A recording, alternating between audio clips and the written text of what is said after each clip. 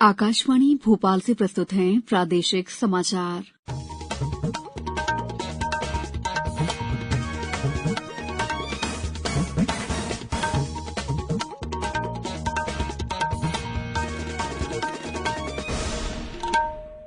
नमस्कार, समाचारों के साथ मैं दीपा सिंह। राज्य निर्वाचन आयुक्त बसंत प्रताप सिंह ने कल स्वास्थ्य और परिवार कल्याण आयुक्त डॉ सुदाम खाड़े के साथ कोविड-19 संक्रमण की वर्तमान स्थिति के संबंध में चर्चा की। उन्होंने कहा कि स्थिति का आकलन कर जरूरत के अनुसार जिलों को कोविड संक्रमण से बचाव की सामग्री उपलब्ध करवाएं। कोरोना गाइडलाइन से संबंधित पोस्टर मतदान केंद्र के सामने लगाए जाएं। वहीं राज्य निर्वाचन आयुक्त ने आज सभी संभागों के कमिश्नर, आईजी पुलिस, इंदौर और भोपाल के पुलिस कमिश्नर से वीडियो कॉन्फ्रेंसिंग से त्रिस्तरीय पंचायत और नगरीय निकाय निर्वाचन तैयारियों और कानून व्यवस्था के संदर्भ में चर्चा की।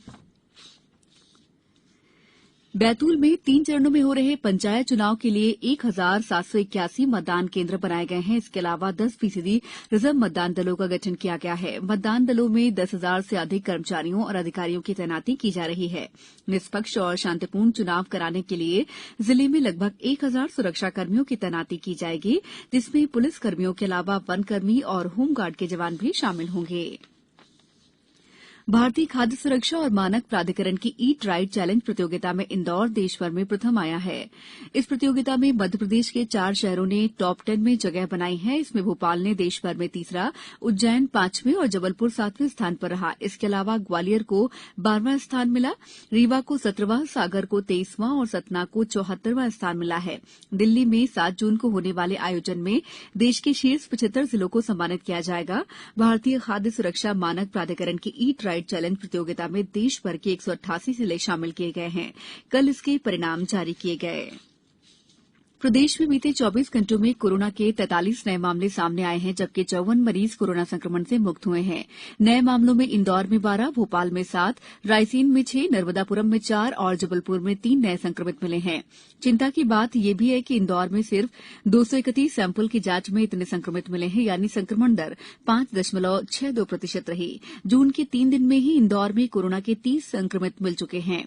प्रदेश में अब सक्रिय प्रकरणों की संख्या 243 रह गई है। इधर प्रदेश में कल 31,782 लोगों का टीकाकरण किया गया। इन्हें मिलाकर राज्य में अब तक वैक्सीन के 11,92,78,000 से अधिक डोज लगाए जा चुके हैं। भारत से हज जायरीनों का पहला जत्था आज सवेरे कोच्चि अंतर्राष्ट्रीय हवाई अड्डे से मदीना के लिए रवाना हुआ। इस महीने की 16 तारीख तक 7,224 हज यात्रियों को कोच्चि अंतर्राष्ट्रीय हवाई अड्डे से 20 उड़ानों से हज यात्रा पर भेजने की व्यवस्था की गई है। प्रदेश में कल 2 अलग-अलग सड़क दुर्घटनाओं में 10 लोगों की मौत हो गई और 3 दर्जन से अधिक लोग घायल हो गए। पहली घटना बैतूल जिले के चिचोली थाना क्षेत्र में कान्हेगांव और किसिया गांव के बीच हुई। यहां ट्रैक्टर ट्रॉली पलटने से 5 लोगों की मौत हो गई। वहीं करीब 23 लोग घायल हैं। वहीं खंडवा जिले के ग्राम पोखरनी और ग्राम धनोरा के बीच ट्रैक्टर ट्रॉली पलटने से 2 बच्चों समेत 5 लोगों की मौत हो गई और 31 लोग घायल हो गए। चौथे खेलो इंडिया युवा खेल 2021 आज शाम हरियाणा में भव्य उद्घाटन समारोह के साथ शुरू होंगे। युवा खेल 13 जून तक चलेंगे। इन खेलों में 25 खेल स्पर्धाओं में लगभग 8,500 खिलाड़ी भाग लेंगे। खेलो इंडिया युवा खेल में पहली बार सभी राज्य और केंद्र शासित प्रदेश भाग ले रहे हैं। केंद्रीय गृह मंत्री अमित शाह पंचकुला में इस भव्य खेल महोत्सव का आधिकारिक शुभारंभ करेंगे। केंद्रीय युवा मामले और खेल मंत्री अनुराग ठाकुर, हरियाणा के मुख्यमंत्री मनोहर लाल और राज्य के खेल मंत्री संदीप सिंह भी उद्घाटन समारोह में मौजूद रहेंगे। अब कुछ समाचार संक्षेप में। केंद्रीय इस्पात मंत्री रामचंद्र प्रसाद सिंह कल पन्ना जिले के मंडला, मनोर और कृष्णा कल्याणपुर में निरीक्षण के अलावा अन्य कार्यक्रमों में भाग लेंगे। शिवपुरी जिले में जिला पंचायत के मुख्य कार्यपालन अधिकारी ने लापरवाही के आरोप में एक ग्राम पंचायत सचिव को निलंबित करने के साथ ही 2 रोजगार सहायकों की सेवाएं समाप्त कर दी हैं।